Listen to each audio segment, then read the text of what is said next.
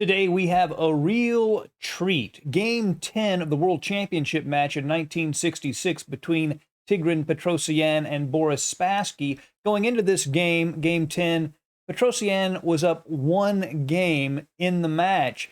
And in this game, he does something rarely seen at the highest levels of chess, let alone in a World Championship match. He sacrifices two rooks and a queen. A spectacular game. I hope you enjoy it. Again, Petrosian has white, Spassky has black. Let us jump right in. Knight f3, knight f6, g3, g6. A slow start. c4, bishop g7, bishop g2, castles, castles. Knight c6, knight c3, d6, and d4. And we've basically transposed into a King's Indian defense fianchetto variation. It seems safe, but now we have an opening that gets pretty sharp quickly. A6 from Spassky, and this is known as the Pano variation. The idea is that since this bishop is at g2, the c4 pawn and square is underdefended. So black tries to put pressure on that square, sometimes with b5, knight to a5, to try to take advantage of the fact that the bishop can no longer defend that pawn. But it's a risky strategy. Petrosian immediately plays d5, hitting that knight. The knight goes to a5, immediately threatening the pawn at c4. But we know the old saying, a knight on the rim is dim. Well, is this a bad move or a good move? It depends on the players. White wants to get that knight trapped on the side of the board. Black wants to trade it off and put pressure on c4, and we'll see who wins. Knight to d2 is played by Petrosian, of course, defending the pawn at c4, and at the moment threatening b4, potentially trapping that knight on a5. So c5 is played by black. White could take en passant, but after knight to c6, black has a perfectly fine position, and the knight at d2 would be misplaced in that structure. So Petrosian plays queen to c2. That helps control e4, defends the knight on c3 after this pawn moves. Black's main strategy is rook b8, b5. That's usually what's played in this position. But Petrosian with white wants to make sure that this knight on a5 gets stuck and can't enter the game. b5 would be a popular move and a good move, sort of a Benko gambit style move. But Spassky instead plays e5, gaining space in the center. The downside, of course, is that for the moment, this pawn is in the way of the bishop at g7. But what Spassky wants to do is attack Petrosian on the king's side, move this knight, play f5, and get activity on that side of the board. b3 from Petrosian, the bishop can go to b2, and basically he just wants to overprotect this c4 pawn so this knight on a5 gets stuck over here. Knight to g4, clearing the way for the advance of his f-pawn.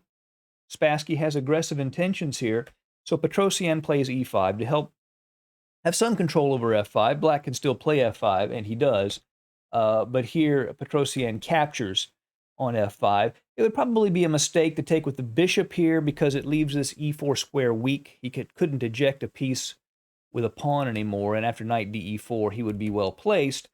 So gf5 is played. And as long as these pawns stay mobile, they can be dangerous for white. There's no doubt about it. A strange move, actually, from Petrosian here. Knight to d1. The idea is to play f3 and then either move the knight to f2 or e3, but it seems a bit provocative, and it might be provocative. He might have been trying to say to Spassky, okay, bring it, advance these pawns, I'm ready for you. Spassky plays b5. Again, he wants to put as much pressure on c4 as possible so this knight on a5 is justified being over there. f3. Now, this is a weakness, but it also kicks this knight away, and he feels he has a good enough position that he can indulge in a move like this, even though it does weaken squares. Here, black counterattacks with e4. Obviously, that unleashes the bishop on the rook. If he takes the knight, then bishop takes a1, and black would be better. Bishop b2 is what is played by white, challenging that bishop. After ef3, bishop f3, the dark squared bishops are exchanged. And looking at Petrosian's position, you see this queen is very strong, hitting these dark squares on the king side. But Spassky anticipated that, and then he plays this move knight to e5. That blocks the queen's access to this side of the board and also put some pressure on this bishop at f3. For the moment, it's a good bishop. He wants to keep it, so he plays bishop to e2. Now here, Spassky continues his aggressive play with the move f4. It might have been better to just play queen to f6, neutralize this diagonal, then bishop d7, rook a to e8, and then do this. But he goes right ahead with f4. And here the best move for white probably was rook takes f4. One variation is after rook takes, pawn takes, knight to g6, knight to f2. And you can see he's beginning to get in on the king's side. If black takes the pawn at f4, then knight d to e4. And you see black's king looks very, very lonely over there. After king h1, the rook over, white's just better in that position. But Petrosian plays a different move. He had an interesting idea in mind. He takes with the pawn, inviting Spassky's next move, bishop h3, attacking the rook on f1. And it turns out Petrosian had no intention of moving that rook. This is his first sacrifice in the game, the sacrifice of the rook at f1, or the exchange, a rook for a minor piece. So he just goes ahead and plays knight to e3, continues with his plan. Bishop takes f1, rook takes f1. So the first exchange has been sacrificed. Of course, Petrosian was famous for his positional exchange sacrifices. No indication yet that more sacrifices were yet to come. He knew that this light-squared bishop of black's was very strong, and now his light-squared bishop is unopposed, so that was worth an exchange to him. Knight to g6 and bishop to g4. We begin to see how strong that light-squared bishop is, threatening to come into e6, and along with the queen, create a lot of problems for black's king. So queen to f6 again, probably best, but knight to f4 takes f4, wins that pawn, and the knight controls the e6 square. So how does Petrosian make it so the knight doesn't control that e6 square anymore? You guessed it, sacrifice number 2. Rook takes knight, gives up his second exchange just to get the bishop access to e6. Rook takes f4, of course, is required. And now he has access to this powerful e6 square after giving up both rooks. Bishop to e6, check. So already Spassky has some tough decisions. He has more material, but his king is in some trouble. If he plays a move like king to f8, moving the king, then queen to h8 check, king e7, queen h7. You can see the king is in a lot of trouble. After king e8, queen to h5 check, king e7, then queen to g5 check. It's the king and the rook simultaneously, so the only way to save the rook would be to play rook to f6, but then knight to f5 check, and you see all these pieces coming in. And when the king goes to e8, queen g8, rook f8 is forced, then queen g6, rook f7 is forced. Queen takes f7 would be mate.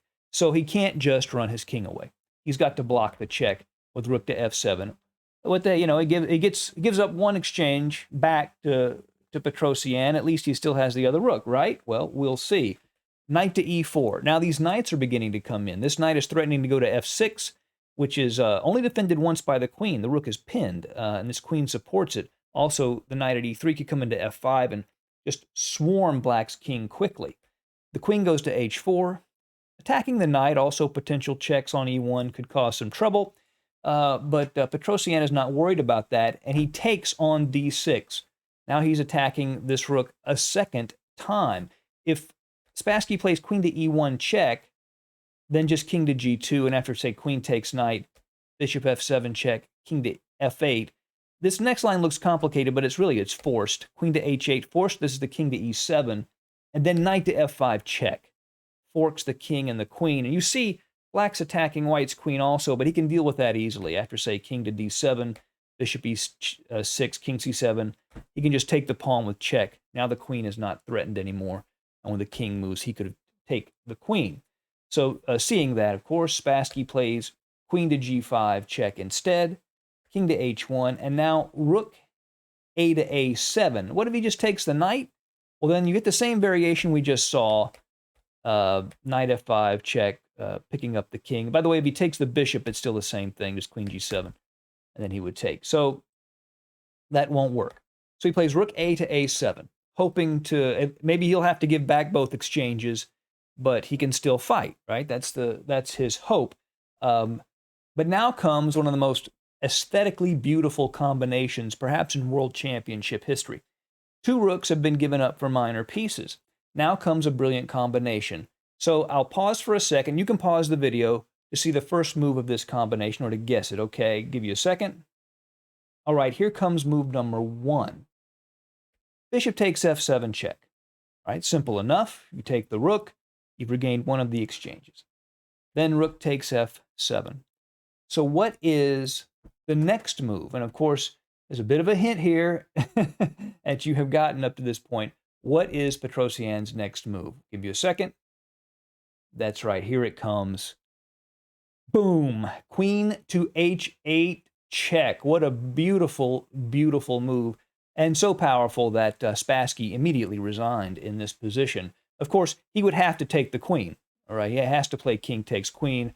But when he does that, knight takes f7 check, forking the king and the queen. And after king g7, knight takes g5. This is an easily winning endgame for white with an extra piece. And of course, this beautiful passed pawn, protected passed pawn at d5. Really one of the most pleasing and beautiful games in World Championship history. I hope you've enjoyed it. See you again soon at Chess Dog. Goodbye.